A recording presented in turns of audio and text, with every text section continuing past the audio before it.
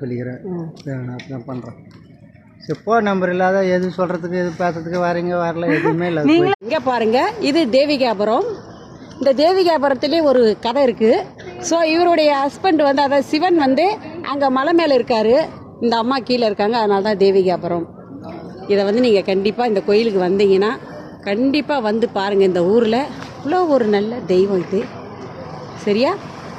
உள்ளே ரொம்ப இப்போ விசேஷமாக நடக்கும், ரொம்ப சந்தோஷமாக இருக்கும். இந்த ஊர் ரொம்ப நல்ல ஊர். மேலே இருக்கும் அந்த சிவனுக்கு வந்து சுடு தண்ணி கொண்டுட்டு போவாங்க. அவருக்கு சுடு தண்ணி டெய்லி கொண்டு போய் அவர் குளிக்கிறது, அபிஷேகம் பண்ணாதான் அவர் வந்து அந்த சிவனுக்கு வந்து நல்லது. இல்லைன்னா அவருக்கு தலையில் அடிப்பட்டதுனால சுடு தண்ணியில் தான் அவருக்கு அபிஷேகம் பண்ணணும். ஓகே, இந்த தேவிகாபுரத்துக்கு வந்தால் வாங்க, சுற்றுலா வாங்க, எப்பயுமே வந்து பாருங்கள். ஓகே, பாய்.